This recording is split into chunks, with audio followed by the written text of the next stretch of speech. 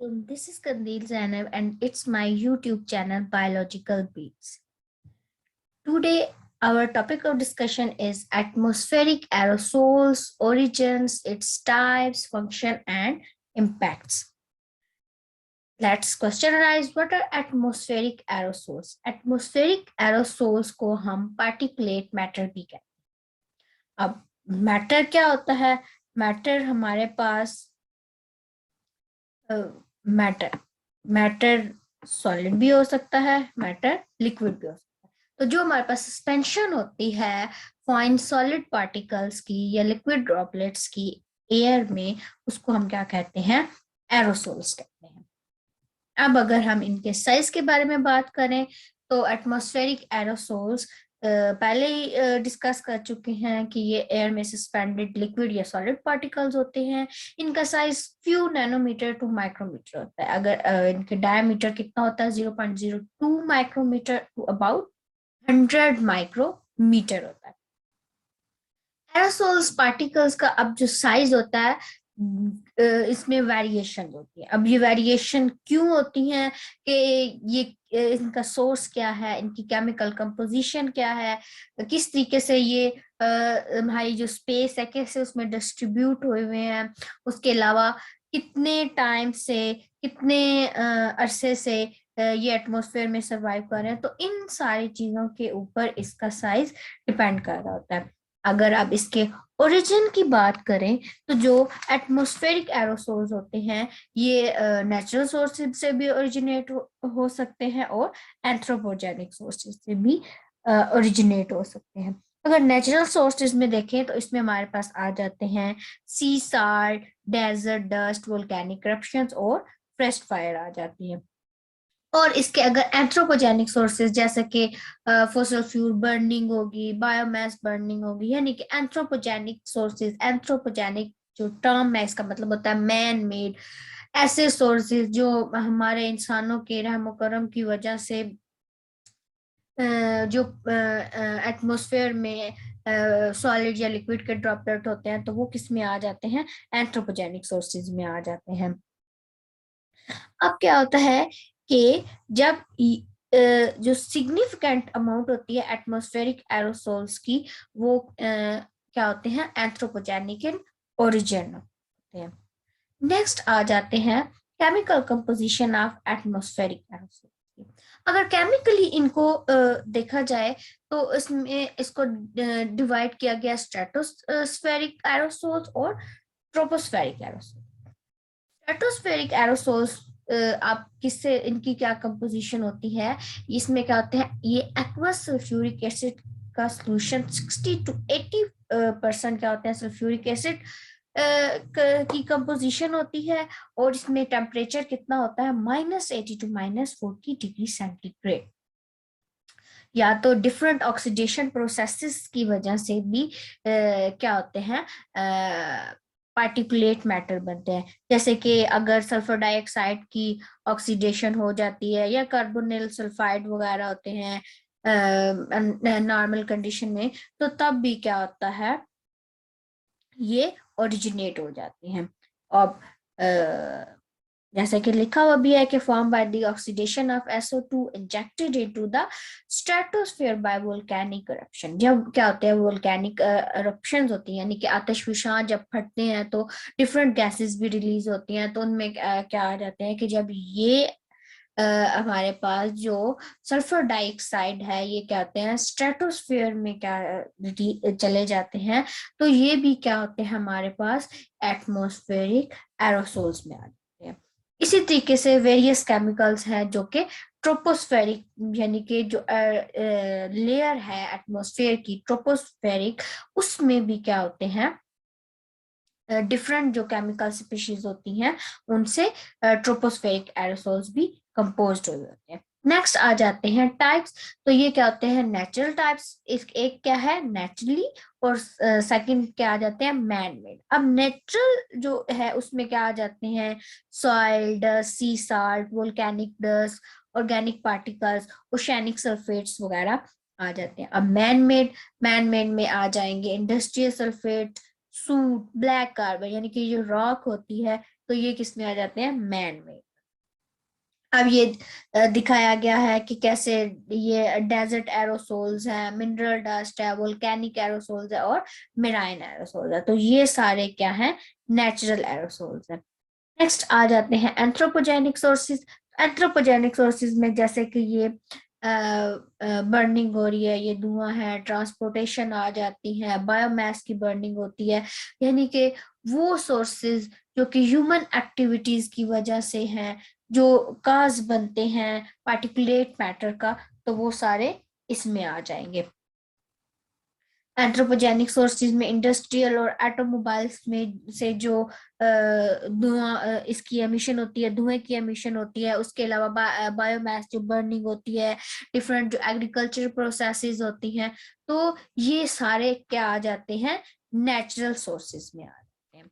अब different sources भी दिखाए हुए हैं, हम इसको बार बार डिस्कस कर रहे हैं। वाइंड ब्लोन डस्ट आ जाते हैं, सी स्प्रे आ जाते हैं, उसके अलावा डिफरेंट जो फॉरेस्ट फायर होते हैं, पोलन्स एंड वेजिटेशंस। तो ये एक नंबर है, एक लिस्ट है हमारे पास जो कि नेचुरल सोर्सेज होते हैं एरोसोल्स के। अगर एंथ्रोपोजेनिक सोर्सेज जो कि कंट्रीब्यूट करते हैं 30% एरोसोल्स में, तो उसमें आ जाते हैं इंडस्ट्रियल और माइनिंग, उसके अलावा transport, biomass and fuels, urbanisation. तो ये सारे किस में आ जाते हैं, इनके एरोसोल्स के सोर्सेज में आ जाते हैं। ये अब आ जाते हैं कि व्हाई आर एरोसोल्स इम्पोर्टेंट। इनकी इंपॉर्टेंस के बारे में अगर हम डिस्कस करें, aerosols affect the climate directly by scattering and absorbing the incoming solar radiation। अब ये दो वर्ड्स इधर यूज किए गए हैं, एक स्कैटरिंग और एक एब्जॉर्बिंग। इसको मैं आपको अगर समझाऊं तो हमारी अर्थ है, लेट्स सपोज ये हमारी अर्थ है, इस पे क्या है कि जगह जगह ये पार्टिकुलेट मैटर पर। अब क्या होता है कि कुछ ऐसे होते हैं जो लाइट इन कलर होते हैं और कुछ ऐसे एरोसोल होते हैं जो कि डार्क इन कलर होते हैं। कुछ लाइट इन कलर होते हैं, कुछ डार्क इन कलर होते हैं। अब हमारी अर्थ को एनर्जी कहाँ से मिल रही है, बेसिकली वो एनर्जी कहाँ से मिलती है, सन से, सन लाइट से। सनलाइट से हमारी अर्थ को एनर्जी मिलती है।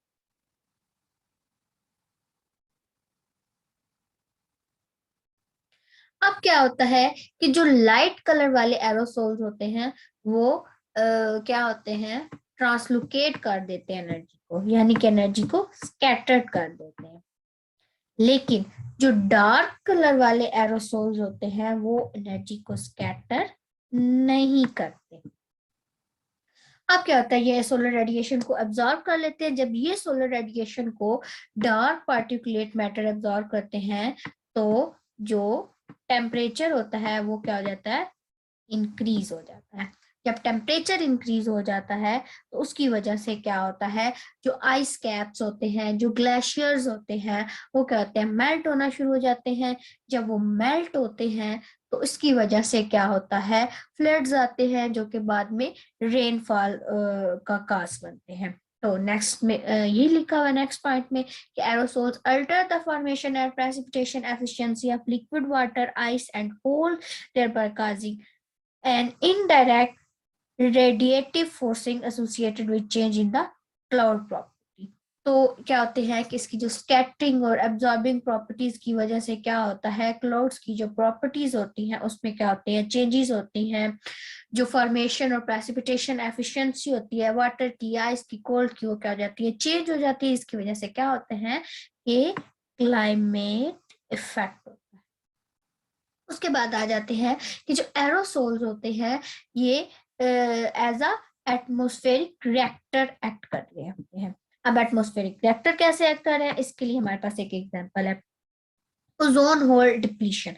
ओजोन होल डिप्लीशन जो कि इसको अंटार्कटिका में सबसे पहले ऑब्जर्व किया गया, कि कभी भी ना होती अगर क्या होता कि एरोसोल्स क्या करते कि एज अ हेट्रोजीनियस रिएक्शन के तौर पर कोई सरफेस प्रोवाइड ना करते।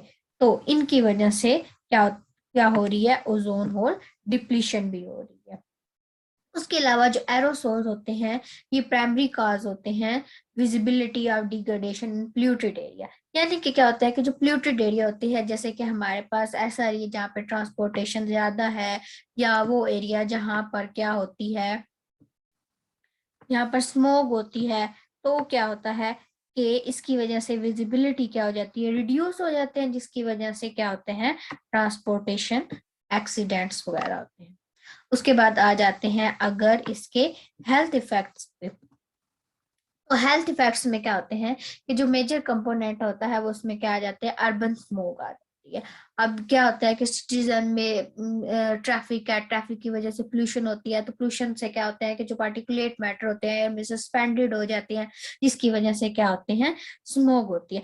अब ये जो स्मोक होती है ये क्या होते हैं, इसके आइस के ऊपर इफेक्ट होते हैं। ये स्मोक किसको इफेक्ट कर रही होती है, हमारी आइस के ऊपर इफेक्ट कर रही होती है, आई के ऊपर इफेक्ट कर रही होती है। It's very difficult to write on it. Effect कर रहे थे। उसके बाद क्या होता है कि जो मोर्टिलिटी रेट होता है, जब इसकी बहुत ज्यादा एलिवेटेड लेवल पर जब पहुंच जाते हैं, तो ये पार्टिकुलेट, इन पार्टिकुलेट की वजह से क्या होता है, मोर्टिलिटी रेट क्या हो जाता है, इंक्रीज हो जाता है। अब जब ये पार्टिकुलेट क्या इन जो एयर पोल्यूशन होती है इसमें भी क्या होते हैं, इसमें पार्टिकुलेट मैटर होता है। अब जो एयर पोल्यूशन है इसके ऊपर 13 सेंचुरी और 20 सेंचुरी इसके ऊपर बहुत ज्यादा इन सेंचुरीज में वर्क किया गया है। एयर पोल्यूशन बेसिकली अब होती कैसे है, इसमें जो सल्फर डाइऑक्साइड और जो गैसेस होती हैं, डिफरेंट गैसेस होती हैं, वो क्या होते हैं, एटमॉस्फेयर में ऐड हो जाती हैं, चली जाती हैं, जिसकी वजह से क्या होता है, पोल्यूशन होती है। अब जब ये सल्फर डाइऑक्साइड और एक गैस जैसे कि कार्बन ब्लैक है, जब ये कंबाइन होते हैं तो क्या, इसको क्या कहते हैं, लंदन स्मोक कहते हैं। दिसंबर 1952 में लंदन स्मोक की वजह से लंदन में काफी ज्यादा डेथ काज हुई थी, और वो किसकी वजह से हुई थी, एटमॉस्फेरिक एरोसोल्स की।